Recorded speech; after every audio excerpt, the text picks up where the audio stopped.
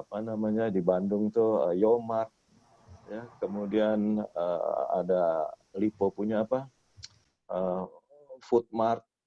Jadi kami bantu mereka untuk nah dengan saya banyak sekali industri-industri yang saya bantu begini, sebetulnya saya diberi kesempatan juga untuk mempelajari industri-industri itu.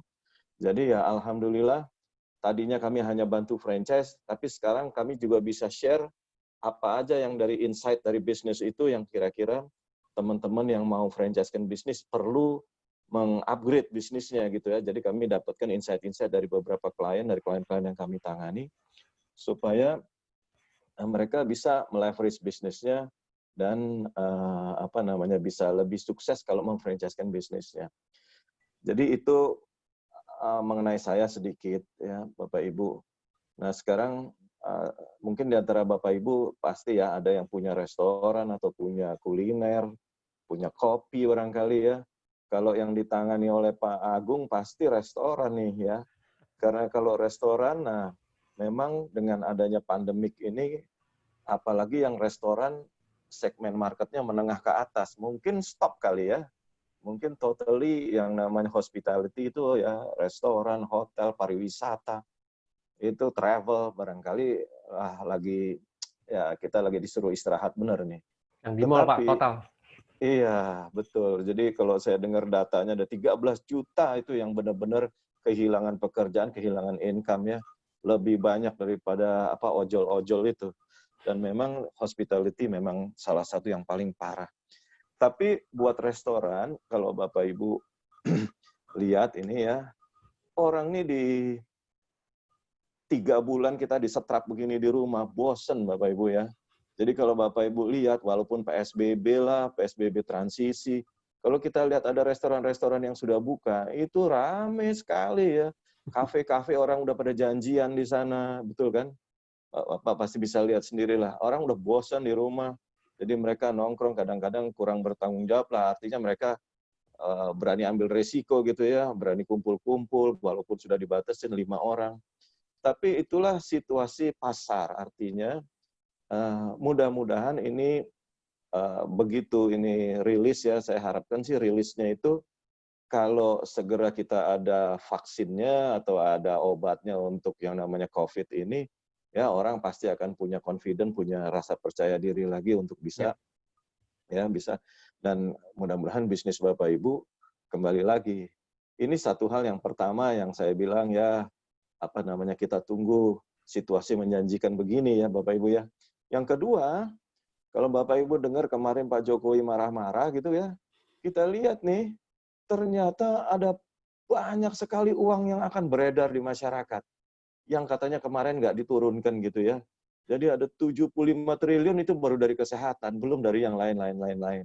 Jadi akan ada mungkin ratusan triliun yang akan beredar di masyarakat. Artinya apa? Artinya nanti nih, ya walaupun orang mungkin kena PHK gitu ya, even dia kena PHK dia dapat pesangon kan gitu kan. Jadi kira-kira nih ada orang-orang atau ada sebagian orang-orang ya mudah-mudahan sebagian besar ya, yang mereka nanti akan punya uang. Apalagi kalau mereka di PHK, Bapak Ibu ya, ini saya mereflek kepada apa yang waktu lalu kita alami sama-sama, saya ada di sana juga, tahun 98 kita juga Krismon, betul nggak Bapak Ibu ya? Nah di sana banyak sekali orang tuh kepingin cari bisnis. Ya mereka punya uang dikasih pesangon. Ya ini kalau saya dengar-dengar ada Bapak Ibu yang di Astra nggak nih? Saya dengar-dengar ini udah diminta volunteer nih ya. Siapa yang mau dikasih pensiun dini gitu ya. Dapat pensiun dini ya kira-kira 2 miliar mereka dapat ya 1,5 minimal. Nah jadi mereka punya uang mau ngapain ya gitu ya.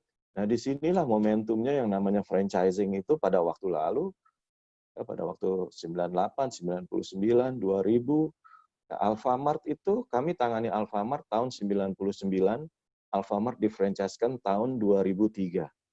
Ya. Sekarang Alfamart sudah bisa, mungkin belum, tapi sudah hampir nyusul Indomaret yang sudah membuka bisnisnya 10 tahun sebelumnya. Indomaret itu buka tahun 1988 ya. Jadi begitu cepatnya dengan cara franchising itu, dan orang banyak yang tertarik, karena memang perlu kerjaan, perlu bisnis. Ya, jadi ini ada opportunity juga nih di sini gitu. Ya, ada opportunity juga bahwa situasinya satu tadi saya bilang orang udah bosan, ya. Yang kedua uangnya beredar. Yang ketiga ada orang-orang yang memang jobless tapi mereka punya uang dan kemudian mereka pengen cari bisnis. Ada satu lagi sebetulnya di situasi susah kayak begini, properti ini juga susah, ya kan? Properti juga susah. Jadi ya kalau kita mulai bisnis biasanya tuh tempat itu salah satu faktor biaya yang paling besar kan gitu ya. Jadi dengan mudah-mudahan tahun depan ya kalau kita lihat situasinya begini, kalau orang investor bilang ini time to buy gitu ya. Jadi karena apa harga-harganya lagi pada turun. Nah, mungkin properti juga turun, bagus juga buat kita buat memfasilitasi kita berbisnis. Jadi kalau saya lihat Bapak Ibu ya saya bilang yang di bisnis kuliner ini salah satu bagian dari hospitality, industri hospitality. Memang lagi susah pada saat kita kena gelombang yang krisis seperti itu, pandemik begini. Tetapi mudah-mudahan tidak terlalu lama. Ini kita harusnya siap-siap. Saya sendiri karena gini, kita buka-bukaan kartu lah ya. Saya sekalian curhat boleh ya, Bapak Ibu ya. Saya sekalian curhat. Jadi begini, kami juga yang profesinya sebagai konsultan, tentu kami lagi paceklik banget dengan situasi begini. Betul ya Pak ya? Pak Agung langsung ngamini aja duluan. tapi karena suaranya Pak Agung yang paling kedengeran, yang lain kan nggak kedengeran. Betul kan? Kalau kedengeran rame Pak. Iya, kan kedengeran semua rame. Iya semua Pak. Semua iya. Oke. Jadi kami di industri konsultan juga begini. Tetapi ya saya lihat kami masih pegang nih kayak misalnya saya masih online dengan masih ada 4-5 klien yang bahkan di daerah-daerah masih ada klien di Lumajang, masih ada di Sidoarjo, masih ada di Jakarta, masih ada beberapa. Kami masih lakukan konsultasi. Saya tanya kenapa kok Bapak begitu nggak patah semangat dengan situasi begini. Padahal ada yang outletnya tutup loh, Bapak Ibu ya. Ada yang tokonya tutup karena di mallnya suruh tutup. Ya, jadi mallnya suruh tutup. Tapi mereka masih lakukan konsultasi. Mereka bilang, saya ada klien toko diamond ya, toko diamond itu di mall nggak boleh buka, ya, mereka nggak boleh buka. Tapi mereka lakukan persiapan konsultasi untuk franchise ini. Saya tanya kenapa Pak? Pak kata dia, ini bisnis yang kami ini mempersiapkan untuk nanti buka, karena pas buka ini orang pasti lapar Pak. Nomor satu cari hiburan, kata dia gitu kan. Ya, cari hiburan dan seterusnya. Jadi mereka memang persiapan. Yang kedua dia bilang akan banyak orang cari opportunity untuk peluang usaha untuk ini. Jadi mereka juga siapkan begitu. Ya alhamdulillah. Jadi Bapak Ibu jangan patah semangat. Kita siapkan apa yang mungkin kalau kita mau jadikan rezeki kita, ya udah kita siapkan dari sekarang. Dan sekarang ini situasi paling baik sebenarnya. Kita dikasih waktu, keleluasaan waktu kita mempersiapkan sesuatunya. Tentunya buat Bapak Ibu yang masih punya napas ya. Bapak Ibu ya. Kalau yang udah nggak punya napas, ya memang udah lain ceritanya. Tetapi apapun kita coba lihat ke depan itu sebagai peluang yang baik lah gitu ya. Setuju Pak. Oke, setuju ya. Oke, sekarang saya coba sharing sedikit mengenai franchising ya Bapak Ibu ya. Ini Pak Agung kasih waktu 30 menit ya. Jadi mungkin karena kalau franchise itu kita bicara proses kan. Kalau mempersiapkan franchise kan bisa proses. Jadi biasanya ngobrolnya agak panjang gitu ya. Pak, sebentar saya permisi sebentar saya nyalain.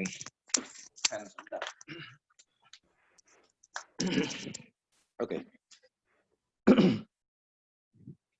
Oke, jadi kita mau coba bagaimana kita mau lihat mempersiapkan sebuah franchise yang sukses di bisnis kuliner. Ya.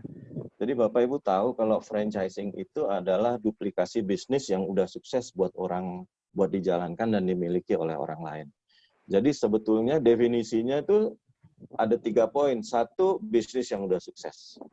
Kedua, ya untuk dimiliki, nah, ya, dimiliki oleh orang lain dan dijalankan oleh orang lain. Jadi ini sebetulnya definisinya franchise. Ya.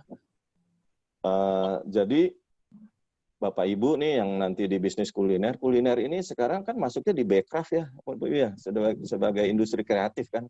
Jadi Bapak Ibu ini sebetulnya punya intellectual property dalam rangka menciptakan usaha kuliner ini. Nah, kalau yang namanya intellectual property itu lawannya itu apa Bapak Ibu? Income-nya itu adalah royalty. Betul nggak Bapak Ibu ya? Kita ini sama-sama artis gitu.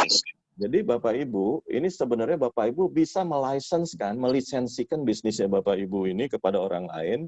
Ya, ini namanya kalau kita menyerahkan lisensi kita kepada orang lain, ini yang disebut franchising ya, Bapak Ibu. Nah, nanti orang lain itu bisa belajar dari Bapak Ibu how to do a success business seperti Bapak Ibu.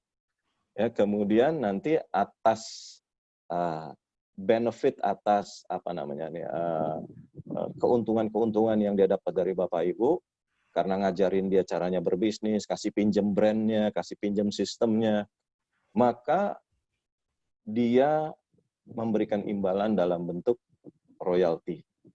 Nah, Bapak Ibu, kalau Bapak Ibu lihat orang-orang kaya di dunia, ya mulai dari Bill Gates, artis-artis, pemain sepak bola, pemain olahragawan, mereka itu hidup kaya raya dari apa, Bapak Ibu? Dari royaltinya, ya kan? Dan kita juga bilang yang namanya passive income. Mereka cuma duduk aja, selama mitra-mitranya masih pakai intellectual property-nya Bapak Ibu, maka Bapak Ibu ongkang-ongkang terima royalti. That is the beauty of franchising. Jadi Bapak Ibu juga begitu. Ya, jadi nanti kita siapkan bisnisnya Bapak Ibu, make it as beautiful as possible. Nanti habis itu Bapak Ibu bisa pinjamkan kepada orang lain untuk digunakan intellectual property-nya, dan orang lain itu akan bayar royalti kepada Bapak Ibu. This is how franchising works, Bapak Ibu ya. Nah, oke, lanjut. Sekarang bagaimana caranya supaya ini bisa sukses? Oh, sebelum ke sana ada lagi. Sebelum ke sana, di franchising itu yang memberikan franchise namanya kan franchisor, yang menerima franchise namanya franchisee. Ya, Bapak Ibu ya. Jadi ada franchisor, ada franchisee. Kalau dia menerima franchise-nya untuk satu wilayah tertentu, namanya master franchisee. Jadi kira-kira terminologinya begini, yang memberikan franchisor, yang menerima franchisee. Nah, franchisee ini kalau di Indonesia ini ada dua tipe. Di Indonesia ya, saya ngomongin di Indonesia karena tidak berlaku di negara lain, tidak ada praktek seperti ini. Jadi kalau di Indonesia ini yang namanya franchisee ini ada dua modelnya. Yang pertama adalah owner operator. Nah, ini sebetulnya yang berlaku umum. Artinya apa nih Bapak Ibu? Franchisee owner operator. Artinya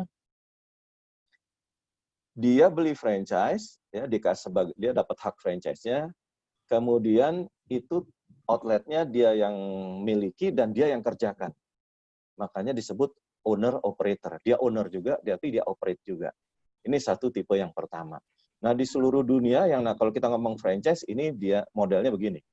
Bapak Ibu pergi ke Singapura, saya mau beli franchise, maka Bapak Ibu sebagai owner operator, Bapak Ibu harus memiliki dan mengoperasikannya. Walaupun Bapak Ibu bisa menunjuk staffnya Bapak Ibu untuk daily activity-nya ya, tetapi tanggung jawab outletnya, tanggung jawab operasionalnya ada di tangan franchisee-nya, di tangan Bapak Ibu yang sebagai franchisee. Nah, tipe yang kedua yang namanya franchisee ini adalah tipe investor. Nah, ini cuma ada di Indonesia. Ya, jadi orang beli franchise, ya kemudian dia nggak mau ngerjain, dia suruh franchisornya yang ngerjain. Kalau Bapak Ibu yang jadi franchisor, ya, maka ada franchisee beli franchise dari Bapak Ibu, kasih uang kepada Bapak Ibu, ya, kemudian Bapak Ibu yang suruh kerjain outletnya dia. Ini yang namanya franchisee-nya investor. Jadi ada dua tipe ya Bapak Ibu ya, tipe owner operator sama tipe investor. Nah, kalau Bapak Ibu lihat yang namanya Alfamart, Indomart, kebanyakan mereka pakai tipe investor. Ya. Tetapi ya tentu salah apa namanya, saat masing-masing punya kelebihan dan kekurangan. Tapi kalau pengalaman saya, ya pengalaman saya, kalau Bapak Ibu bisa membuat franchisee-nya sebagai owner operator itu jauh lebih bagus. Kenapa? Karena Bapak Ibu nggak usah repot, benar nggak? Bapak Ibu yang tadinya udah merintis bisnis, Bapak Ibu yang tadinya sudah apa namanya, Bapak Ibu yang sudah capek-capek membangun bisnisnya, membangun brandnya, ya sekarang ada orang katanya mau beli franchise-nya, Bapak Ibu terima uang franchise fee, ya terima uang franchise fee, tapi habis itu Bapak Ibu yang capek lagi, yang kerja lagi gitu, ya. Dan mereka cuma jadi investor. Dan mereka nggak tahu bisnisnya itu kayak apa. Ya, mereka nggak tahu. Ini kalau investor biasanya nggak mau tahu apa yang dikerjain, ya kan? Namanya juga investor. Yang mereka mau tahu apa? Untungnya doang. Duitnya berapa dapatnya, kan gitu kan? Dapatnya berapa. Nah ini yang apa namanya blundernya nih di sini. Mereka nggak mau tahu apa yang kita kerjain, ya, tapi mereka maunya tahu untungnya mesti banyak. Nah jadi yang kayak begini kadang-kadang repot. Kalau masih punya 1, 2 nggak apa-apa. Tapi kalau udah punya banyak yang kayak begini, ya, yang kayak begini nih isinya cuma nuntut aja. Kok uang saya segini? Kok cuman begini gitu ya. Bapak Ibu ya. Nah, ini kita pusing. Udah capek ngerjainnya, pusing pula. Nah, ini pengalaman saya ya, pengalaman saya bagaimana kalau kita menerapkan franchising kita pakai tipe investor. Kalau di awal-awal enak kayaknya gitu ya, tapi kalau udah makin banyak outletnya biasanya pusing banget. Jadi Bapak Ibu bisa bayangin Alfamart, Indomart yang punya 15.000 outlet ya, bayangin nggak bagaimana pusingnya, pusing banget ya Bapak Ibu ya. Dan oke lah, kita nggak usah ceritain mereka. Terus itu yang saya mau cerita, ada franchisor, ada franchisee, kemudian franchisee ada 2 tipe gitu ya, kira-kira ya Bapak Ibu ya. Nah sekarang filosofinya franchise ini apa nih Bapak Ibu? Filosofinya itu adalah, oke, cara kerjanya dulu. Cara kerjanya Bapak Ibu bikin yang namanya kreasi, yaitu kalau di restoran Bapak Ibu bikin bisnis model restoran, Bapak Ibu punya brandnya, Bapak Ibu punya menunya, betul kan? Bapak Ibu punya sistemnya, bagaimana membuat outlet kita ini sukses. Bapak Ibu punya kiat-kiat, ya, bagaimana mempromosikan bisnisnya. Kemudian setelah itu Bapak Ibu bisa tawarkan peluang bisnis untuk membuat duplikasi bisnis ini kepada orang lain. Jadi orang lain yang kepengen punya, let's say kita ngomong apa nih, saya ada satu klien misalnya Hoka-Hoka Bento. Ya, kita pengen buka Hoka Bento, maka Hoka Bento tentu akan kasih pinjam mereknya, kasih pinjam sistemnya, dan seterusnya, dan seterusnya, dan seterusnya. Nah, untuk transaksi ini, Bapak Ibu, biasanya franchisee harus membayar franchise fee. Ya, franchise fee ini orang sebutnya namanya one time fee. Istilahnya tuh begini Bapak Ibu. Bapak Ibu nih udah merintis ini, udah nulis bukunya sebagus ini, udah punya proven track record, kemudian mau diminta oleh mereka. Ya. Maka orang itu bayarlah yang namanya ilmunya Bapak Ibu ini dalam bentuk franchise fee. Biasanya one time fee untuk 1 periode kontrak. Ya, 1 periode kontraknya bisa berapa lama? Itu tidak ada aturannya, bisa 5 tahun, bisa 10 tahun. Nah, biasanya antara 5 sampai 10 tahun. Ya, namanya. Nah, ini yang pertama, transaksinya adalah franchise fee. Yang kedua, ya, kemudian franchisee ini biasanya diwajibkan membayar yang namanya royalty fee.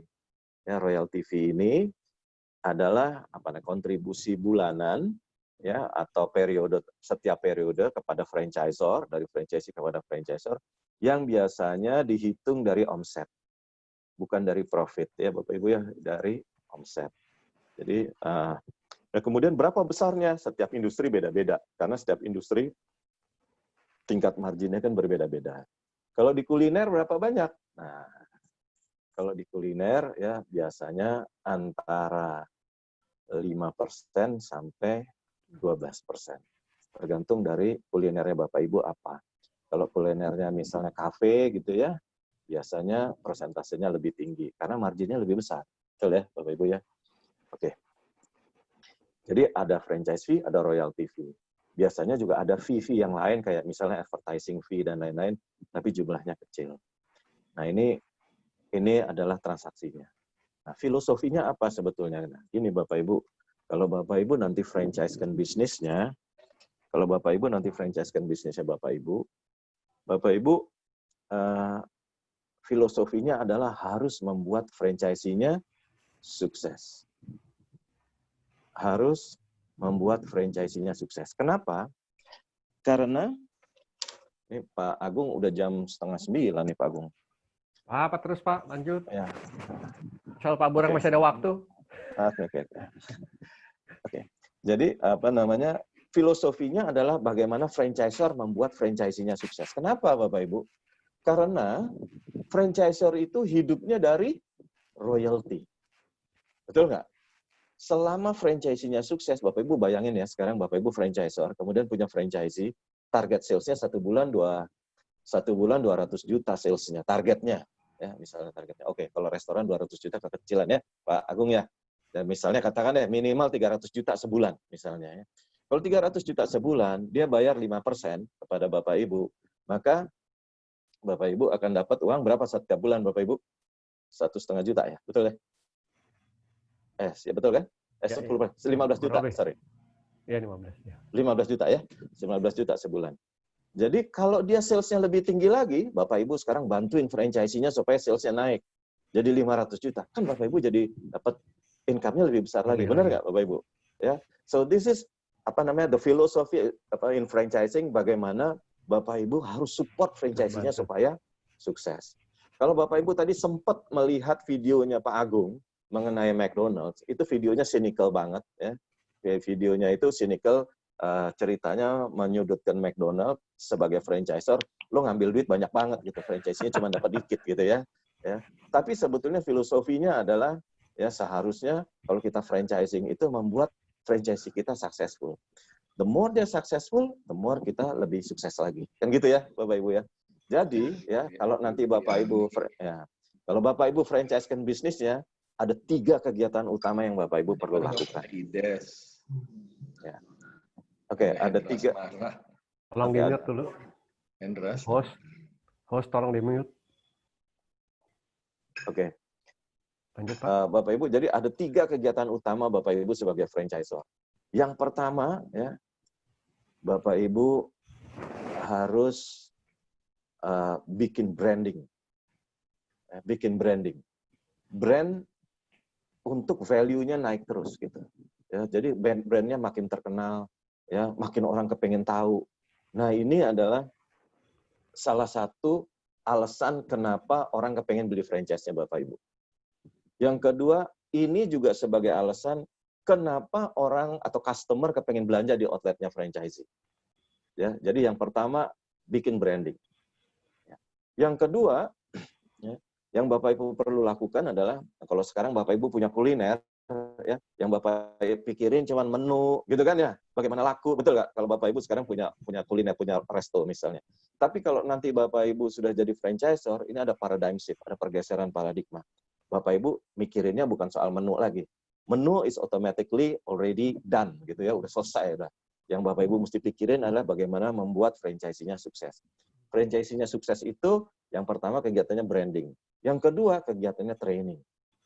Jadi Bapak Ibu harus siapkan training yang canggih supaya franchisee Bapak Ibu terampil dan serius. Betul kan? Ya, supaya franchisee kita terampil dan serius. Nah, yang ketiga, makanya kalau Bapak Ibu tahu ada McDonald's, ada apa punya? Hamburger University, Dunkin Donut Academy. Ya, saya pernah pergi ke Gloria Jean's Coffee University.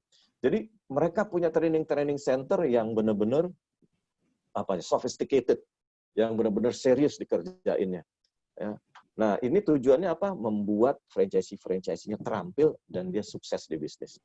Yang ketiga, yang Bapak Ibu mesti lakukan sebagai franchisor adalah marketing development. Jadi marketing development ini Bapak Ibu mesti kreatif bagaimana caranya ya customer datang lagi ke situ, Bisa Bapak Ibu lakukan misalnya co-branding. Ya, saya masih ingat dulu pada waktu kami tangani Excelso pertama kali ya. Ini pertama kali Excelso ini adalah Coffee yang melakukan co-branding dengan kartu kredit Bank Mandiri, diskon 50%. Sebelum dia nggak ada yang namanya diskon sampai 50%. Orang sampai kaget-kaget gitu ya. Tapi Excelso dengan Bank Mandiri bikin billboard besar-besar di Jalan Sudirman, di setiap sudut. Ya, kalau pergi ke Excelso pakai kartu kredit Bank Mandiri, ini diskonnya 50%. Nah, ini yang membuat apa? Customer-customer pada datang ke outlet franchisee. So, Bapak Ibu ya, kalau nanti jadi franchisor, ingat-ingat ada 3 program utama. Pertama, branding development, yang kedua, training development, yang ketiga, marketing development. Oke. Ini saya udah ngomong filosofinya franchise, yaitu membuat franchise-nya sukses. Sekarang bagaimana Bapak Ibu mau merintis supaya bisnisnya successful kalau di-franchise-kan. Jadi gini Bapak Ibu, karena Bapak Ibu akan berikan bisnis ini untuk dijalankan oleh orang lain, ya Bapak Ibu sudah merintis bisnis ini mungkin ada yang 30 tahun, ada yang 20 tahun ya Bapak Ibu udah canggih lah di bisnis ini kan. Nah, sekarang Bapak Ibu akan merekrut orang sebagai franchisee untuk mereka ngejalanin bisnisnya. Jadi yang pertama yang Bapak Ibu perlu lakukan adalah tentu yang kita perlukan adalah orang yang cocok sama kita. Betul nggak Bapak Ibu? Ya, orang yang cocok ngejalanin bisnis kita. Ya, jadi kalau ada orang yang nggak cocok ngejalanin bisnis kita, jangan direkrut. Walaupun dia punya duit. Betul. Jangan jadiin franchisee, Bapak Ibu. Nanti capek kita ngurusin dia. Betul kan? Ya, jadi ketat tuh Pak ya? Bagaimana? McD ketat tuh Pak. McD ketat tuh Pak ya? Oh, sangat ketat. McD sangat ketat dan itu pun bisa gagal. Betul. Ya, dan itu pun bisa gagal. Jadi ini cerita dikit. Nyelenceng boleh, tapi kalau saya nyelenceng jadi ini jadi panjang lagi nih cerita. Tapi cerita boleh ya? Cerita boleh. Lanjut. Nah, jadi gini, ini mumpung orangnya lagi nggak ada. Jadi McD itu dulu waktu masih ingat ya Bapak Ibu ya waktu di Indonesia masuk Pak Bambang Rahmadi Pak ya. Pak Bambang Rahmadi, oke? Pak Bambang Rahmadi.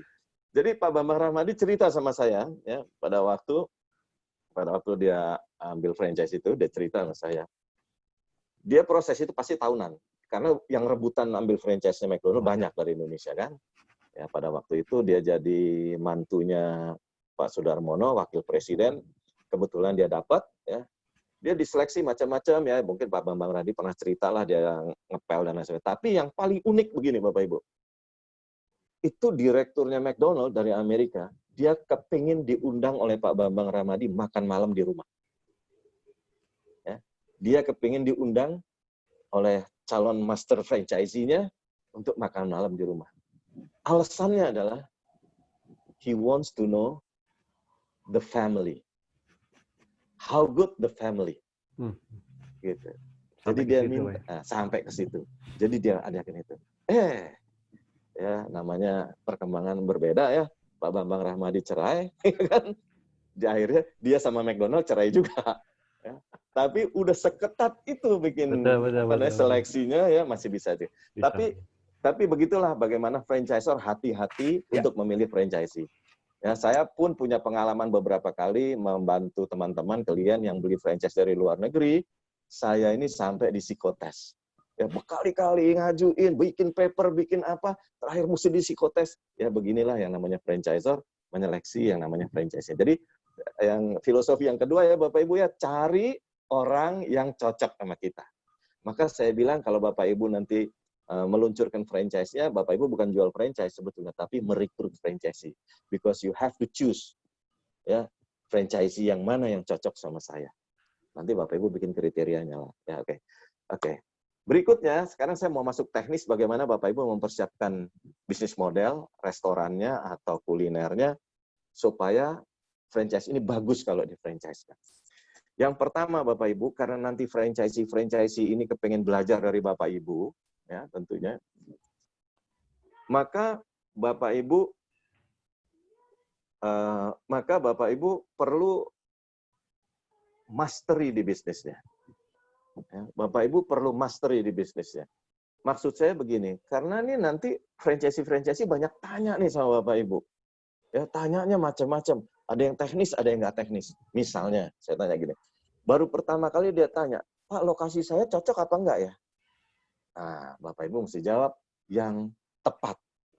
Yes or no. Karena kalau tempat nggak cocok, bisnis bisa berantakan. Benar nggak Bapak Ibu ya? Yang kedua, dia tanya misalnya, Pak, ngurus izin-izinnya gimana ya? Pak, cara ngerekrut pegawainya gimana ya? Dan seterusnya, dan seterusnya. Wah, banyak yang ditanya. Maka Bapak Ibu, mulai dari bahan baku, proses masak, peralatan, bagaimana ngelola, dan seterusnya. Pajak barangkali ditanya juga ke Bapak Ibu. Maka Bapak Ibu sebelum franchise, Bapak Ibu harus mastery di bisnisnya. Biasanya kalau saya konsultasi saya berikan konsultasi kepada klien, saya akan challenge itu. How mastery you are. Saya bilang begitu. Nah, beberapa nih Bapak Ibu ya, even bisnis-bisnis yang besar yang outletnya udah ratusan, karena dia punya sendiri ya, outletnya udah ratusan. Saya tanya misalnya, berapa food cost-nya? Dia nggak tahu. Ya, dia nggak tahu berapa food cost-nya. Ya. Padahal di industri kuliner itu udah ada standarnya, kan gitu ya Pak Agung ya? Udah ada standarnya. Banyak Jadi Pak yang dia tipe begitu Pak ya? Ya banyak sekali ya, terutama karena gini, karena orang bikin kuliner itu root-nya itu ada dua Pak. Satu dari dapur, ibu-ibu yang pintar masak gitu ya, kemudian dia bikin restoran gitu kan. Yang satu lagi dari sekolah gitu, dia sekolah hobi masak, dia sekolah NHI, sekolah apalah ya, kemudian dia atau dari perhotelan, kemudian dia bikin restoran. Nah jadi roots-nya ini ada dua, dan kebanyakan yang otodidak begini nih yang bikin restoran. Nah, terutama yang begini, maka tentu dia nggak akan tahu teori-teori seperti itu. Taunya berapa duit yang sudah saya bawa atau berapa laku restorannya. Jadi pada waktu dia mau mitrakan, untungnya berapa dia nggak tahu. Nah, kalau untungnya berapa nggak tahu, bagaimana dia mau mitrakan? Mitranya pasti nanya kan, betul nggak? Mitranya pasti nanya, berapa nih saya harus untungnya. Jadi itu, mastery di bisnisnya. Bapak Ibu mesti tahu rules-nya, mesti tahu akarnya, kemudian mesti tahu hitung-hitungannya secara bisnis. Ya, kalau di restoran ini kalau nggak salah, nanti Pak Agung boleh luruskan ya. Kalau di restoran itu, kalau restoran ya, ada makanan, ada minuman, maka food cost-nya kalau bisa 35%. Gitu ya. Cakep itu Pak, 35%. 35% ini dengan asumsi dia di restorannya ada dapur. Tapi kalau dia pakai central kitchen, tentu lebih tinggi lagi ya, mungkin bisa 40%. Ya. Kalau misalnya dia dikirim makanan jadi, mungkin food cost-nya lebih tinggi lagi, bisa sampai 50%. Ya, jadi ini kalau ngomongin restoran yang namanya ada makanan dan minuman. Kalau kafe gimana kafe? Kafe, ya, kalau kafe itu sebetulnya rule of thumb-nya food cost-nya 20%. Ya, tapi dengan neko-neko ini itu ya mungkin bisa sampai 25%. Tapi kalau bisa bikin 20%, bagus banget. Kan gitu ya, Bapak Ibu ya. Jadi, nah kalau udah kayak begini, kita tahu nih, kalau Bapak Ibu nanti misalnya mau bikin kafe, oke, ini cost-nya berapa? Cost-nya misalnya 10, maka jualnya 5 kali lipat. Itulah kira-kira. Ya, jualnya 5 kali lipat. Nah, Bapak Ibu lihat kalau kopinya Starbucks berapa harganya Bapak Ibu? Bisa 60, bisa 80.000 ya. Padahal kalau satu cappuccino, betul. Satu cappuccino itu cuma pakai 10 gram loh. Iya. Pakai 10 gram kan kopinya ya. Kopi itu sekarang harganya lagi tinggi-tinggi ya tuh. Sekilo itu 150 gram tuh kopi yang lagi bagus gitu ya. Jadi dia 1 kilo. Artinya 1 kilo berapa? 1000 gram ya. Ini kalau satu cappuccino cuma pakai 10 gram. Kira-kira kan gitu, Pak. Ya, jadi dia jualnya bisa 80.000. Wah, ya, artinya bagus tuh bisnisnya, rasio bisnisnya bagus.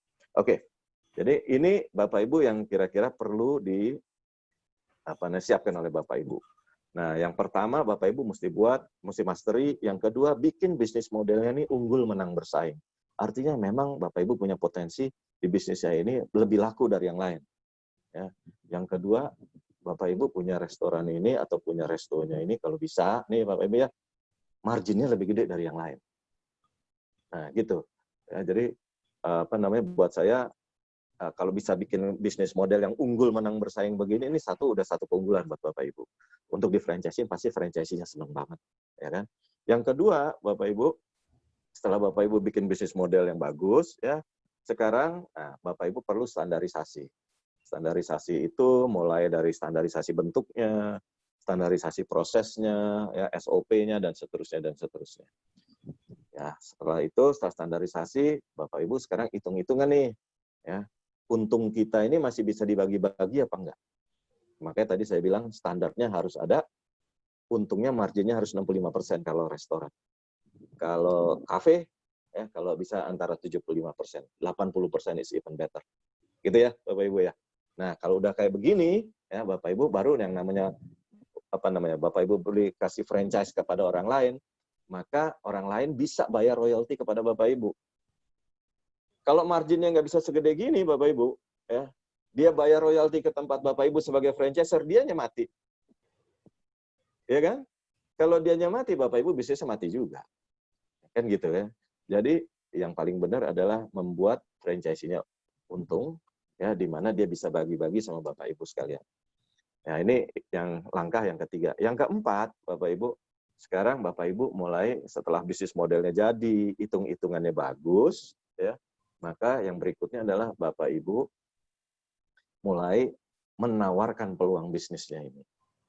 Nah, dalam rangka Bapak Ibu menawarkan peluang bisnis ini, ya Bapak Ibu ya nomor satu Bapak Ibu perlu cari mitra yang cocok sama Bapak Ibu. Ini nomor satu. Ya. Sebetulnya saya ada yang nomor satu lagi secara teknis, yaitu lokasinya harus bagus. Ya. Jadi kalau Bapak Ibu nawarkan kemitraan, kemudian mitranya ngajukan lokasi, yang nomor satu dilihat lokasinya dia bagus apa tidak. Setelah lokasinya dia bagus apa tidak, ya baru Bapak Ibu lihat yang namanya orangnya cocok apa enggak.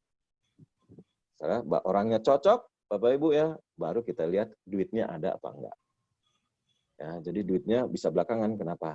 Karena kalau duit dia bisa pakai crowdfunding, bisa pakai pinjam uang, bisa joinan sama temennya gitu ya. Jadi uangnya kalau bisa kita belakangan. Yang nomor satu adalah lokasinya dulu, nomor dua orangnya cocok apa enggak. Ya. Nah, yang ketiga baru dia ada uangnya apa enggak. Kalau ada tiga-tiganya, wah ini the best. Nah sekarang gimana caranya menarik, membuat supaya peluang bisnis Bapak Ibu, membuat calon-calon franchisee-nya itu tertarik dengan bisnisnya Bapak Ibu. Kan gitu kan? Ya. Caranya Bapak Ibu ya, ini saya ngomong yang singkatnya gitu ya. Singkatnya, Bapak Ibu pada saat menawarkan peluang bisnis itu, jadi orang yang mau beli franchise ini, sekali lagi, ada modelnya, ada dua juga nih Bapak Ibu ya. Modelnya yang pertama adalah orang yang udah tahu industrinya ini, kemudian dia kepingin punya bisnis sendiri. Nah, contohnya kayak Pak Agung nih. Ya, dulu kerja di perusahaan bagus, ya udah knowledgeable, sekarang saya mau punya usaha sendiri. Nah, daripada saya mulai dari nol, mendingan saya beli franchise-nya Pak Hendra Asmara. Kan gitu kan? Jadi, orang yang tahu di industrinya, tapi dia kepengen bisnis sendiri. Nah, orang yang seperti ini, Bapak Ibu, kalau dia nanti ketemu sama Bapak Ibu, dia akan mengajukan pertanyaan yang lebih teknis. Kenapa mesinnya pakai ini? Kenapa kok ya mesin kopinya pakai itu? Kenapa? Nah gitu. Jadi dia ngomongnya lebih teknis. Yang tipe yang kedua ini adalah tipe orang yang belum tahu industrinya, tapi dia kepengen punya bisnis. Misalnya dia habis di PHK misalnya. Nah, orang-orang yang seperti ini, Bapak Ibu, dia ini akan concern, tanyanya sama Bapak Ibu adalah, dia tanya, Pak, nanti kalau saya beli franchise-nya Pak Hendra Asmara, saya dibantuin apa, Pak? Jadi yang dia kepengen itu adalah, dia dapat support apa? Gampang nggak kalau saya punya bisnis ini? Dia takut risiko, gitu ya.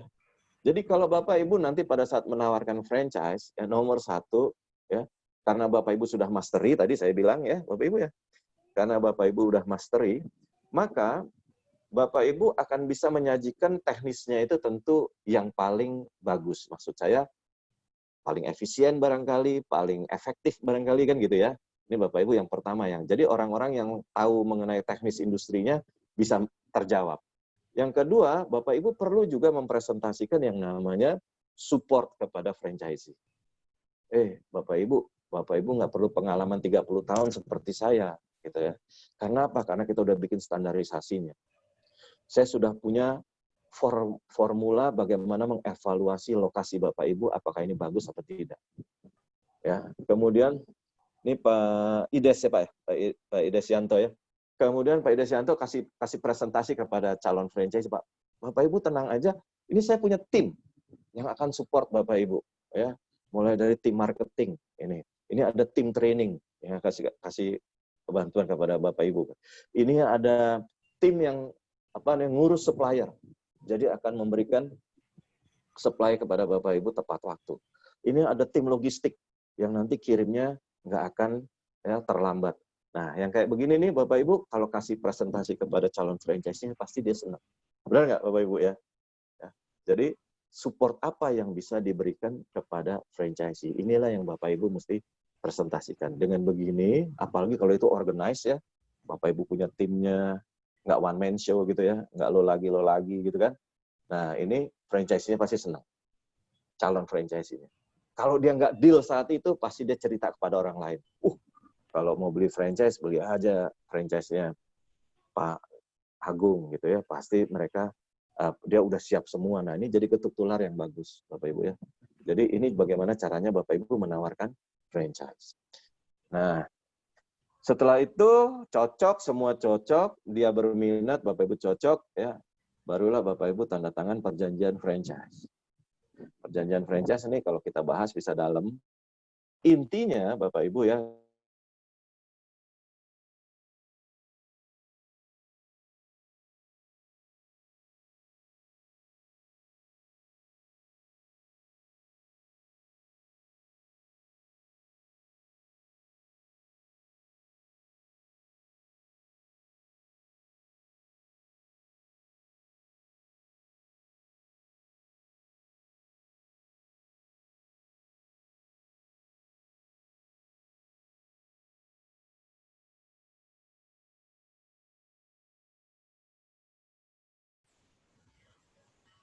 halo. Ya, Pak Burang? Ya, kok hilang ya, Pak? Iya, tadi hilang. Oke. Udah masuk lagi. Videonya, Pak? Di-on-in, Pak? Teman-teman masih nyambung nih, Pak? Masih, suara masih nyambung, Pak. Tapi videonya hilang, Pak. Videonya di-klik lagi kali, Pak. Saya Tapi ada ya? on di sini. Oke, sip. Lanjut, Pak. Oke, sorry Pak ya. Jadi saya mana? Nah, jadi Bapak Ibu perlu yang namanya punya teknis nanti bagaimana menjelaskan kepada calon franchisee apa isi perjanjiannya itu. Yang penting-penting supaya dia harus nurut sama kita. Ya, misalnya Bapak Ibu jangan beli bahan baku dari tempat lain, ya kan? Itu paling penting itu. Biasanya biasanya franchisee suka nakal cari supplier yang lain. Yang kedua, ya Bapak Ibu perlu bayar royalti misalnya. Walaupun ya benar juga nih Pak Budi nih. Ya, walaupun misalnya hari itu, bulan itu Bapak franchisee kita masih rugi, dia mesti bayar franchise nggak? Mesti bayar royalti nggak? Kalau dia bulan itu rugi, dia tetap harus bayar royalti. Kenapa? Karena dia pakai brand kita, dia pakai sistem kita. Selama dia pakai brand sama sistem kita, dia tetap harus bayar royalti. Nah, tugas kita sebagai franchisor adalah membantu supaya mereka sukses. Gitu ya, Bapak Ibu ya. Oke. Lanjut lagi. Nah, setelah ini semua tanda tangan perjanjian franchise, tugas berikutnya apa nih Bapak Ibu? Bapak Ibu, kalau sudah laku franchise-nya ada yang beli, maka ini sebenarnya belum selesai. Ini sebenarnya baru mulai. Benar nggak Bapak Ibu ya? Baru mulai. Nah, yang lebih penting adalah bagaimana membuat franchisee kita ini sukses dan saya bilang nih kalau saya ini bikin objektif ada 3. 1, franchisee kita harus sukses. Kedua, franchisee kita harus tahan lama. Ya. Jangan udah tahu semua terus dia bilang, oh kalau gitu gue bikin sendiri aja. Benar nggak Bapak Ibu ya? Ini yang common terjadi. Jadi Bapak Ibu harus bikin 1, sukses franchise-nya. Kedua, tahan lama. Dia tetap sama Bapak Ibu. Seperti KFC. Udah 40 tahun lebih, ya tetap franchise-nya sama. KFC, 40 tahun lebih loh di sini. Ya, franchise-nya tetap keluarganya Gelail. Oke. Yang ketiga, franchise-nya mesti berkembang. Tadinya dia punya 1 outlet, harusnya sekarang tambah 2 outlet, 3 outlet, dan seterusnya. Ya, Bapak Ibu ya. Jadi itulah tujuannya kita melakukan franchising. 1, mempersiapkan franchising, 1, mempersiapkan bisnis model yang unggul, ya, hitung-hitungannya bagus. Yang kedua, mencari franchisee yang tepat. Ya, tadi caranya salah satunya begitu. Yang ketiga adalah bagaimana membuat franchisee kita sukses, tahan lama, dan berkembang. Ya, saya kira itu dulu deh Pak ya dari saya mengenai bagaimana kiatnya memfranchisekan bisnis Bapak Ibu sekalian. Oke, saya boleh ikutan nanti sampai ini udah jam 9 ya Pak ya? Oke. Bisa sampai jam berapa, Pak? Saya cuma sebentar ulas sedikit mengenai ya, kalau simpelnya nanti ada aja. pertanyaan saya masih bisa ikutin. Oke, ya, oke silakan Pak. Ya. Terima kasih Pak Burang, sudah cukup jelas sekali jelasinnya Pak Burang, pakai kata-katanya yang benar-benar gampang kita terima semua. Dan memang betul sekali itu apa yang dikatakan Pak Burang, di lapangannya itu banyak yang tidak memperhatikan hal-hal yang disampaikan Pak Burang tadi itu, ya. Termasuk brand sudah besar juga pun banyak yang akhirnya pisah ranjang ya Pak Burang ya. Pisah ranjang bikin pakai nama sendiri dia. Akhirnya dia berubah pakai nama sendiri, itu banyak contohnya, sudah banyak sekali. Oke, sebelum masuk ke pertanyaan, saya mau sharing sedikit sampel mengenai bentuk franchise, tapi ini yang lebih sederhana ya, lebih ke bentuk kemitraan yang sederhana sekali ya. Saya mau kasih sedikit gambarannya.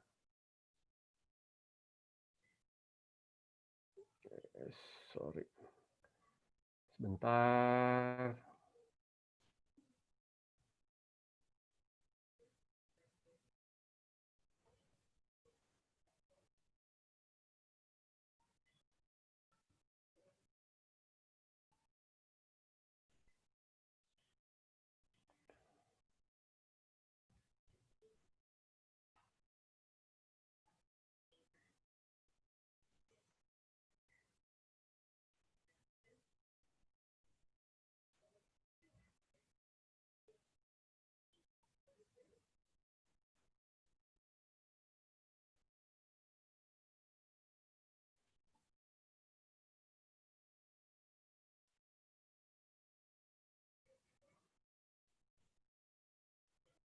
Oke, Bapak Ibu, jadi saya kasih sedikit sampel usaha kemitraan ya. Jadi ada beberapa poin yang biasanya kita sampaikan ya.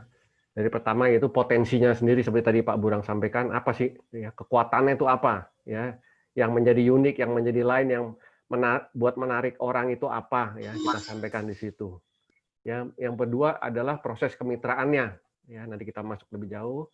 Ketiga, hak kewajiban, paket investasi, dan analisa keuangan. Ini yang sangat sederhana sekali ya. Mungkin kalau franchise yang besar ya itu lebih detail lagi ya. Tapi kurang lebih ini, nah ini kurang lebih produknya ya. Jadi uniknya di mana ya? Jadi uniknya ini memang dia belum ada ya, belum ada produk ini sejenis di berupa jajanan kuliner street food khas Malang pertama Indonesia ya. Jadi memang belum ada pesaingnya ya. Untuk burger ada, tetapi sempol dengan dibentuk burger dibentuk sempol itu belum ada ya. Menggunakan bahan ayam pilihan yang betul-betul halal gitu, praktis, mudah dikonsumsi, yang praktis ya, makanan yang praktis, terjangkau seluruh kalangan, harganya cuma jual 8.000, 10.000 ya, keamanan produknya terjamin ya, konsisten dan tidak ada risiko penjualan. Kenapa? Karena orang beli ya, goreng keluar, mau rame stok. Jadi nggak cepat sekali ya. Sempol patty dan roti burger dapat dibekukan sehingga tahan lama dan tetap terjaga kualitasnya. Nah, biasanya misalnya kita jual fried chicken ayam ya. Ayam juga ramai tapi dia main fresh. Itu sisi keamanan makannya sangat meragukan ya sebenarnya ya, kalau yang tahu sebenarnya ya. Mana ada yang jualan ayam itu dia pakai lemari es, tidak ada ya. Dia langsung goreng, berapa lama itu disimpan ya. Faktor safety-nya agak susah ya. Digemari di seluruh kalangan ya, terutama anak-anak sekolah ini kalau burger gitu. Terus peralatannya, bootnya bongkar pasang, fleksibel, bisa berjualan di mana aja gitu ya. Stok produknya tersedia rutin ya, karena gampang, udah bentuk frozen ya, tinggal orang kemitranya ambil, simpan, dia mau jual goreng ya. Ditangani oleh praktisi yang sudah berpengalaman lah kasarnya ya. Terus langkah menjadi mitra usaha ya, presentasi bisnis ya. Nah, tadi itu menjadi ini presentasi bisnis ini yang dilakukan sekarang ya. Kedua, mengisi form pendaftaran calon mitra usaha ya, deal awal gitu ya. Tinjauan area lokasi seperti tadi Pak Burang sampaikan ya, lokasi termasuk menjadi selain orang, lokasi ya, ditinjau dulu, kita bantu ya. Berikutnya kita kasih timetable-nya ya. Kapan kita prosesnya tanggal berapa lama ini, berapa lama itu, kapan ininya siapnya, kapan dia bisa ambil, kita kasih timetable-nya ya. Berikutnya penandatangan kontrak kemitraan, pembayaran investasi, paket kemitraan ya. Lalu pelatihan ya, pemberian seragam karyawan. Kenapa? Karena dengan kita memberikan mitra itu memberikan brand kita loh, ya brand kita yang sudah kita jaga, yang sudah kita kembangkan itu mau dipakai orang. Jadi pastikan orang yang memakai itu bisa mengenal filosofinya seperti yang tadi Pak Burang sampaikan, ya. Karena yang paling bagus ya tadi itu benar, memang harus owner yang jalanin, jangan kita juga gitu. Makanya kita bikin kemitraannya yang mudah, yang simpel, yang sederhana gitu. Pemikirannya yang gampang, jadi tinggal goreng kelar, dia tinggal pakai seragamnya, kasih tahu, diajarin gitu ya. Nah, ini apa namanya konsepnya seperti itu ya. Pengiriman peralatan, bahan baku dan perlengkapan penjualan dan pemasaran ya tadi seperti Pak Burang sudah sampaikan ya. Setelah itu langkah berikutnya adalah pembukaan usaha. Nah, yang berikutnya adalah pembelian dan usaha dan pengambilan bahan baku untuk berikutnya. Nah, dan ingat tadi Pak Burang juga sampaikan, ya, jadi harus ada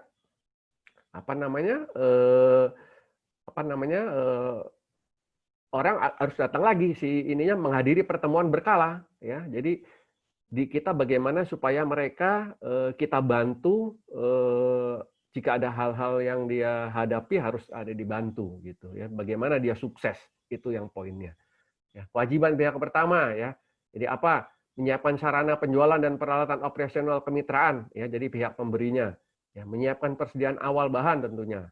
Memberikan buku panduan operasional. Nah, ini yang penting ya. Dan pelatihan proses operasional outlet, teknis memasak, keamanan makanan, pelayanan, pencatatan administrasi dan kontrol penjualan. Ini yang terus terang kadang-kadang ya terlalu cepat ya mengajukan kemitraan tapi belum siapin hal-hal bakunya yang seperti ini ya.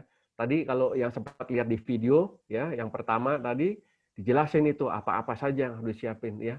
Operation manual itu hal yang sangat dasar. Karena apa? Karena mitra kita harapkan dia istilahnya nih kalau boleh dibilang nih kayak Al-Qur'annya restoran itu ada di situ. Dia mau lihat apa, mau cari apa ada di situ. Mau lihat apa lagi ada, semua ada di situ. Jadi dia dengan mudah dia selesaikan masalahnya atau dia pelajari ya. Memberikan jaminan terhadap persediaan semua bahan baku, produk dan kemasan ya, tentunya ya, dan membantu mengarahkan lokasi ideal ya yang tadi disampaikan. Berikutnya adalah hak pihak kedua penerima kemitraan ya. Pihak pertama memberikan hak penggunaan merek Sempol Burger Telolet ya, namanya kepada pihak kedua selama 3 tahun ya. Tadi bisa 3 tahun, bisa 5 tahun ya. Tergantung deal-nya ya. Hak penggunaan merek dapat diperpanjang dengan kesepakatan baru ya. Host, tolong di mute dulu host. Mendapatkan dukungan arahan untuk mengelola usaha dengan baik. Nah, ini tindak lanjutnya ini yang paling penting ya. Berikut adalah kewajiban pihak kedua penerima kemitraan ya, bersemangat ya. Nah, tadi nih yang memilih yang cocok itu yang bagaimana, yang bersemangat, yang serius gitu dalam menjalankan usahanya ya. Jadi targetnya itu memang harus yang owner ya, dia ownernya itu yang harus jalanin gitu. Entah dia bisa aja stafet tetapi minimal interaksinya langsung. Host, maaf tolong di mute dulu. Bapak Ibu tolong di mute dulu. Oke, berikutnya adalah hanya memakai bahan baku produk sesuai dengan komposisi yang ditetapkan dalam standar operation procedure ya. Nah, ini bahan baku biasanya dipecah dua ya. Ada yang recommended ya, ada yang wajib dia ambil dari franchisor, ada yang dia boleh beli sendiri dengan spesifikasi yang sudah ditentukan. Nah, itu masuk ke situ ya. Memakai kemasan dan perlengkapan pendukung sesuai standar ditetapkan, ya, menjalankan aktivitas operasional sesuai buku panduan operasional yang sudah ditetapkan pihak pertama, ya, menyediakan tenaga pelaksana dan mengikuti pelatihan itu wajib, ya, melaksanakan dan menjaga konsep sistem usaha yang dimiliki pihak pertama, ya, itu tadi yang mahalnya itu, yaitu sebenarnya konsep usahanya ini, ya, yang menjadi mahal sebenarnya, ya. Menyiapkan dana paket kemitraan maupun modal kerja berjalan. Nah, kadang-kadang investor nggak berpikir panjang gitu, ya. Kita harus kasih tahu dari awal mereka harus siap modal kerja minimal 3 bulan ke depan gitu. Jadi harus siap. Ya.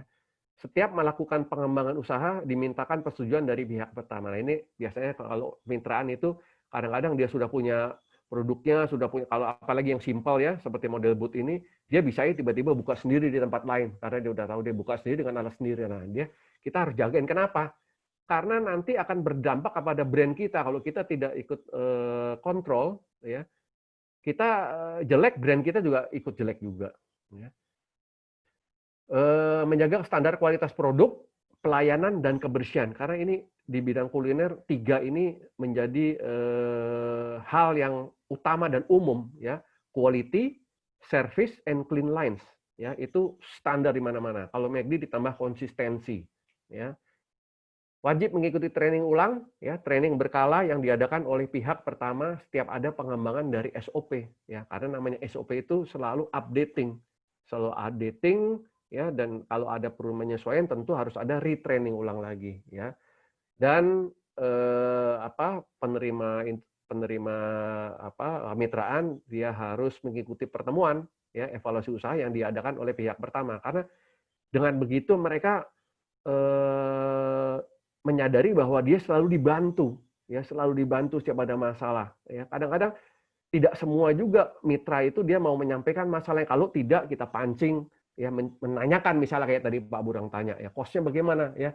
Dia mungkin sudah kita kasih tahu caranya, tetapi mereka nggak hitung. Nah, tahu-tahu dia bilang, saya kayaknya uangnya banyak masuk nih, tapi kok sisanya nggak ada, gitu. Jangankan yang tadi bilang Pak Burang nggak dihitung, masih banyak restoran besar itu, hitung COGS-nya dari mana? Bukan dari pemakaian bahan baku, tapi dari mana? Dari pembelian. Dari inventory dia hitung, dia hari itu beli berapa, dia ambil simpel aja hari itu, dia selama pembelian selama sebulan, dihitung itu sebagai biaya. Padahal masih ada barang sisa yang tidak dipakai, ya, tidak murni jadi HPP-nya, ya. Nah, ini kurang lebih terus kita kasih tahu juga paket kemitraannya, investasinya 5.500.000, ya, kurang lebih bentuknya seperti apa yang didapat, ya. Booth bongkar pasang, paket peralatan dan perlengkapan, ya, paket persediaan awal bahan baku dan kemasan, buku panduan dan pelatihan operasional, ya, peralatan untuk penjualan, pendukung untuk pemasaran. Jadi semua sudah dikemas dalam satu. Jadi mitra ini tinggal bayar, ambil barang, cari orang, dilatih, jualan, ya, dibikin semudah itu, gitu. Itu yang harus dipersiapkan, ya. Nah, kurang lebih terakhir dikasih gambaran kurang lebih seperti apa asumsi penjualannya, ya. Nah, keuntungan penjualan yang simpel aja, ya. Kadang-kadang kalau kita untuk mitra yang level investasi 5,5 juta ini jangan yang susah-susah, kasih gambaran yang simpel aja, ya. Ini Bapak belinya dari kita harganya 4.000, jualnya 7.000, untungnya 3.000 satu. Nah, kita ambil 3.000 satu bulan, kalau Bapak kurang lebih jualnya 40 burger sehari, Bapak untungnya kurang lebih sekian, ya. Biaya operasional, gaji karyawan sama bonus penjualan. Nah, biasanya kalau dia kecil gini, selain gaji, dia dapat bonus penjualan dari setiap satu jual burger, dia dapat Rp100, Rp200, ya. Nah, itu kurang lebih 1,5 juta, ya. Sewa tempat kurang lebih 500.000. Biaya gas dan minyak sebulan kurang lebih 200.000 dengan sales sekian, ya. Jadi kurang lebih 2,2, ya. Berarti sisa keuntungannya kurang lebih 1,7.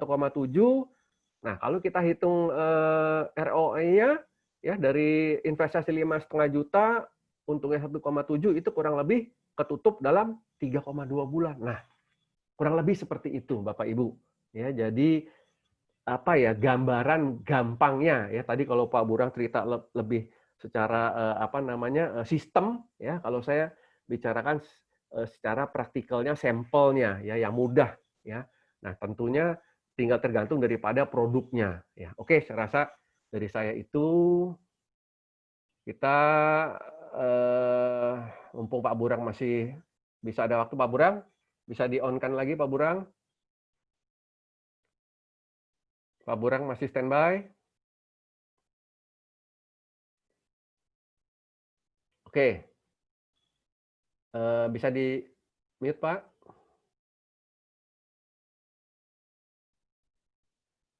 Oh, host, tolong di unmute Pak Burang.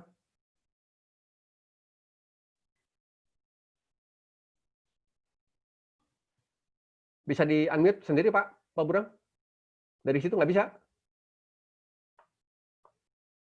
Sebentar. Host, Pak Burang bisa ya, sudah Pak Burang? Ada suaranya Pak Burang? Halo? Oke. Saya dengar, ya. Oke, saya bacakan Pak ya, yang menanya pertama nih Pak. Oke, saya coba pilih 3 pertanyaan aja Pak ya, nanti Ya. kasihan nih Pak Burang kalau harus jawab semua nih. Udah mencuri waktunya banyak nih. Oke nih Pak, ini ada mengenai SDM nih Pak. Jadi dari Pak Arsul Laksono nih ya. Ketika sudah mempunyai cabang franchise, tentu jumlah karyawan pun perlu bertambah. Masalah manusia ini seringkali menyebabkan jatuh bubarnya franchise. Bagaimana kita perekrutan karyawan, katakan untuk sekali pemula agar SDM yang amanah dan jujur. Jadi bagaimana, apakah dari sisi perekrutan itu keterlibatan dari franchiser itu seperti apa? Mungkin ke arahnya ke situ Pak. Oke. Saya jawab dulu. Monggo Pak. Ya, oke. Jadi satu Pak, kalau yang namanya franchise ini, maka tentu pegawainya, karyawannya adalah milik franchisee. Ya Pak ya, karyawannya milik franchisee. Lain kalau kita punya cabang-cabang, maka karyawannya yang punya adalah franchisor. Kalau kita franchise, maka karyawannya di outlet adalah miliknya si franchisee. Nah, sekarang, jadi kalau Bapak tadi tanya, dengan semakin berkembangnya franchise, maka karyawannya juga makin tumbuh. Karyawan siapa dulu nih Pak ya, gitu. Karyawannya franchisee akan dimiliki oleh franchisee sendiri. Ya. Tetapi di karyawannya franchisor, iya pasti kalau makin banyak dia perlu tambah karyawan untuk lebih mudah mengkontrol atau membantu franchisee-nya. Tetapi jumlahnya tidak signifikan. Ya, justru kalau Bapak memfranchise-kan bisnisnya, untungnya adalah kita nggak usah ngurusin karyawan yang banyak. Ya, karena semua karyawan-karyawan di outlet bukan milik kita, tapi miliknya si franchisee. Nah, gimana caranya merekrut? Nah, ini memang kalau udah ngomongin SDM, ini seninya banyak. Betul nggak ya Pak ya? Seninya banyak, karena ya tadi saya ngelihat gitu ya, kayak tadi itu presentasinya Pak Agung kayak misalnya gitu. Nah, ini kalau yang di booth-booth gini nih banyak banget karyawannya itu yang ganti-ganti, betul nggak Pak ya? Ya, karyawannya ganti-ganti karena apa? Gajinya kecil banget, ya mereka nggak pakai shift-shiftan gitu kan. Jadinya karyawannya nggak awet di situ.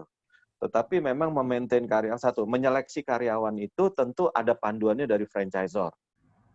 Franchisor kasih tahu sama franchisee-nya, gini ya caranya kalau ngerekrut karyawan, gimana caranya nyeleksi, begini caranya memberikan remunerasi. Nah, ini ada dari franchisor, bagaimana caranya memaintain karyawannya. Kasusnya, Bapak Ibu ya, kasus saya nih, yang saya sering dapat tuh. Franchisee kita itu nomor 1 galak banget sama karyawannya. Ya, galak banget sama karyawannya. Ini bahaya juga. Ya, jadi karyawannya nggak betah. Ya, karyawannya keluar masuk salah dia sebetulnya. Yang kedua, franchisee kita pelit banget sama karyawan. Nah, ya, pelit banget sama karyawan. Ini barusan tadi Pak Agung bilang nih katanya ada yang suka nyolong gitu ya. Nah, ini sistem kontrolnya itu memang kita harus yang buat. Ya, harus yang buat, kita yang buat. Tapi ya pasti aja gitu ya. Artinya nomor 1 kalau kita seleksi karyawan itu kan ya nomor 1 dari attitude ya, dari skill-nya, dari knowledge-nya gitu kan kira-kira ya gitu ya. Ya, tapi tentu ada. Ini sekali lagi kita nggak bisa diskusi soal karyawan ini panjang-panjang ya, karena memang ini seninya seru ya Pak Agung ya, nanti di lain waktu kita obrolin lagi soal ini. Bahas di WAG Pak Burang, Betul. join lagi dong Pak, Pak iya, di WAG kita. Boleh. Oke, terus Iya. Nanti Pak, jadi kalau prinsipnya adalah karyawan itu miliknya franchisee ya, sehingga dia harus maintain.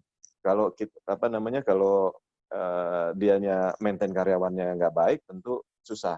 Nah, kalau bagaimana caranya dia mengelola karyawan, franchisor harus kasih panduan sama mereka, ya Bapak Ibu ya. Franchisor bisa bantu supaya karyawannya betah, supaya karyawannya tambah bagus, yaitu franchisor bikinin yang namanya reward kepada karyawan-karyawannya franchisee. Bonus. Ya, jadi nanti ada employee of the month lah, ada kasih reward, sehingga mereka juga bisa bisa terampil gitu. Oke, sementara sih itu dulu ya Pak ya. Oke. Oke. Masih Pak Burang. Ini Next yang Pak. kedua, Ya. yang kedua dari Pak Ides nih, Pak Desianto. Ya. Bagaimana kita menghitung supaya biaya franchise-nya tidak terlalu mahal dan franchisor masih tetap untung? Oke. Biaya franchise-nya tidak terlalu mahal dan seperti gini ya Pak ya. Jadi semua hitung-hitungan franchise itu tentu diukur dari lamanya pengembalian pemodal, BEP, ya Pak ya. Jadi kita akan hitung dari BEP. Nah, franchise fee ya, itu masuk di dalam investasi yang mesti dikembalikan. Ya, oke Pak ya. Jadi kalau kita hitung investasinya, booth-nya, peralatannya, ya kan, gitu kan? Kalau kita investasi ya Pak ya, ada booth-nya atau ada apa namanya renovasinya, peralatannya, ditambah franchise fee-nya. Nah, ini adalah investasi. Investasi ini harus dikembalikan dari keuntungan perusahaan. Kan gitu kan ya Pak ya? Keuntungan usahanya. Maksimum pengembaliannya ini, ya Pak ya, nggak boleh lebih daripada setengah periode franchise. Jadi kalau tadi franchise-nya 3 tahun misalnya, maka BEP-nya yang paling bagus adalah di bawah 1,5 tahun. Nah, jadi pendek kata sih saya mau bilang, franchise mau ditaruh berapa aja silakan, asal balik modalnya jangan lebih dari 1,5 tahun. Biar 1,5 tahun lagi dia bisa untung gitu Pak ya? Jadi biar 1,5 tahun lagi dia nikmatin untungnya. Ya, kira-kira gitu lah Pak ya, kira-kira. Tapi ukurannya adalah semakin cepat BEP-nya tentu akan makin bagus. Kan gitu kan. Kayak tadi tuh, dihitung-hitungan itu ya, dihitung-hitungan tadi. Dia ngitungnya tuh ngitung cash flow. Sebetulnya kan tuh ada depresiasi tuh. Dari yang 5,5 juta yang tadi ditaruh di hitung-hitungannya itu kan ada depresiasi Pak. Nggak dihitung di situ kan gitu ya. Nah tapi waktu BEP sih dihitung. Ya waktu BEP dihitung jadi sekian bukan. Nah baliknya harus di bawah setengah periode. Gitu Pak Ides ya. Oke Pak ya. Next, nanti kita di WA group aja Pak. Oke. Ya, ini satu lagi nih Pak ya, 3 Pak, kita kasih 3, satu lagi. Okay. Ini tadi yang mengenai escape clause tadi, Pak Burang udah sempat jelasin belum Pak ya? Escape clause apa ya? Oke, ini tadi dari Pak Budi Kuncoro nanya, pernah baca pada bisnis franchise seperti cari jodoh yang tadi Pak Budinya masih ada nggak Pak ya? Kayaknya udah nggak ada ya Pak. Udah nggak ada ya? Saya nggak lihat lagi nih. Ya, kalau memang udah nggak ada. Masih ada. Oke, siap. Ya. Masih ada. Jadi bisnis franchise seperti cari badan perkawinan, apakah berarti dapat cerai juga? Bagaimana dengan escape clause dalam bisnis franchise? Oh ya, oke, udah pasti Pak. Tadi ceritanya McDonald Pak Bambang Rahmadi aja udah segitu ketatnya masih bisa cerai juga ya Pak ya. Masih bisa cerai juga. Jadi kalau di escape clause-nya, apa ya yang dimaksud di sini adalah escape clause-nya itu escape clause Pak. Jadi mungkin ya apa ya? Escape clause itu kan maksudnya ini gimana cara menghindarinya supaya bisa nggak cerai gitu kan kira-kira ya Pak ya? Ya. Jadi gini Pak, pertama kali gini kalau di franchise nih ya, kalau di franchise di perjanjian ya Pak ya, di perjanjian. Karena ini kan ada kewajiban ada hak dan kewajiban ya, betul ya Pak ya di perjanjian. Nah, jadi kalau salah satuan prestasi ya Pak ya, maka salah satu bisa putus kan gitu kan, bisa ngajukan putus ya. Tetapi dari mata franchisor kita, kalau Bapak Ibu jadi franchisor ya, ada 2 hal yang Bapak Ibu seharusnya memutuskan franchisee. Ada 2 hal. Yang pertama, kalau franchisee-nya itu merusak citra perusahaannya Bapak Ibu. Betul. Ya, itu sebaiknya diputus. Misalnya nih Pak ya, outletnya dipakai buat judi gitu misalnya. Ya, atau dipakai buat rapat makar misalnya. Ya, itu kan akan mengganggu citra bisnis kita, betul kan? Ya. Nah, sebaiknya franchisee diputus. Gitu. Yang kedua, franchisee itu diputus kalau dia merusak sistem.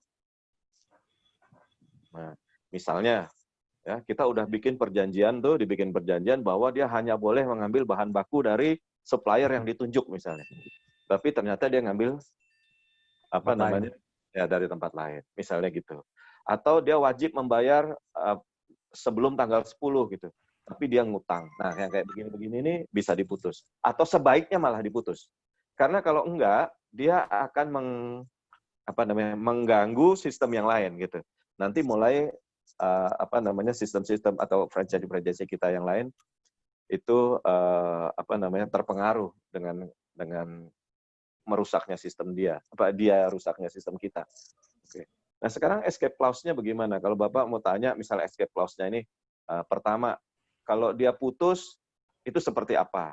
Kalau dia putus Pak, biasanya yang satu nih kalau selalu dalam perjanjian dia tidak boleh membuka bisnis sejenis dalam waktu minimal 2 tahun. Nah, tapi harus ditulis bisnis sejenis itu apa, gitu ya. Clear ya Pak ya. Harus clear, ya.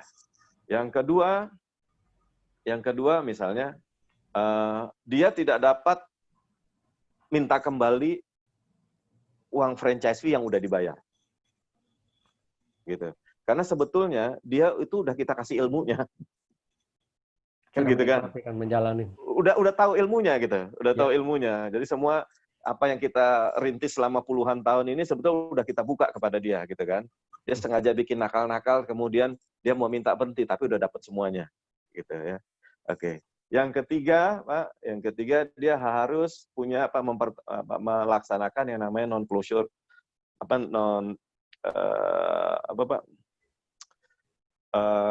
perjanjian kerahasiaan.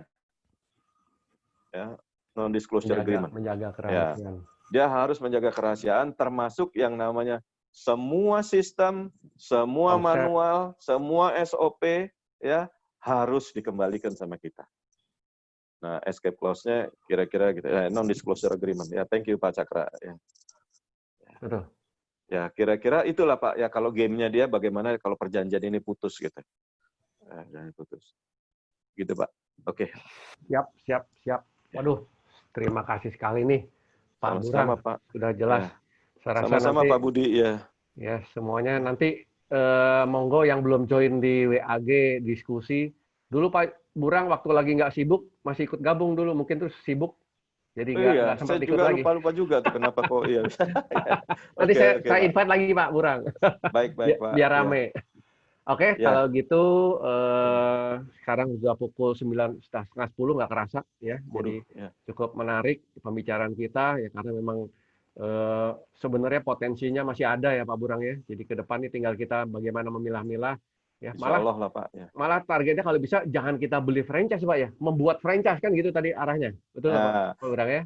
Pak, saya satu lagi ada opportunity nih Pak sebetulnya. Saya ada opportunity. Ya. Monggo Pak. Oke, jadi gini Bapak Ibu gini. Sekarang mungkin yang masih bisa jalan dan dibantu itu yang UKM, betul nggak? Ada dana-dana buat UKM ya. Dan kemudian kalau Bapak lihat itu, teman-teman lihat di kuliner itu memang yang tadi dipresentasiin sama Pak Agung, yang booth kecil begitu tuh hampir nggak mati itu mereka. Ya, pelanggannya ya tukang ojol-ojol itulah segala macam ya, betul kan ya Pak ya? Mereka malah sebetulnya ada yang menarik benefit tempat ini. Kebetulan, ini Pak, ya nanti mungkin bulan Agustus atau September, itu Alfamart itu memberikan authority kepada saya untuk menyewakan lahan di depan Alfamart itu. Ya. Jadi kalau ada Bapak Ibu yang punya kuliner, ya saya kira bisa kita manfaatin itu tuh Pak. Dan itu ada sekarang ini yang available se-Indonesia ada 8.000 titik. Jadi kita bisa manfaatin itu. Daripada misalnya nih ya, misalnya Bapak Ibu masih ada dana, daripada kita buka di mall investasinya 2 miliar, 3 miliar gitu ya. Barangkali bisa sekaligus kita bikin bisnis model yang kecil-kecil, asal nanti untungnya masih cukup gitu ya.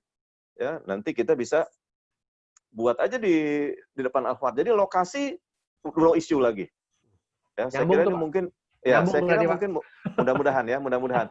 Itu jadi mudah-mudahan ini jadi peluang juga nih Pak, kita bisa bikin gitu. Kemudian buat kalau Bapak Ibu nanti bikin franchise-nya itu, franchise nggak usah susah-susah nyediain tempat. Betul nggak? Di tempat itu mereka udah kasih peluang buat kita. Itu biaya sewanya juga ya antara 600.000 sampai 1 juta ya. 600.000 sampai 1 juta. Oke, nanti teknisnya itu kita bisa bicarain lah ya. Tetapi ini saya kira bisa jadi peluang nih nanti buat Bapak Ibu. Oke, terima kasih Pak. Saya nggak mau bikin panjang-panjang lagi. Terima kasih banyak. Ya. Oke. Oke, terima kasih semua yang telah hadir. Terima kasih sekali Pak Burang udah meluangkan waktunya cukup banyak. Ya, mudah-mudahan next di lain waktu kalau ada kesempatan topik yang mungkin menarik lagi kita bisa bahas lagi Pak Burang ya. Amin. Ya. Oke, terima kasih. Wassalamualaikum warahmatullahi wabarakatuh. Assalamualaikum warahmatullahi wabarakatuh. Amin. Mari Pak.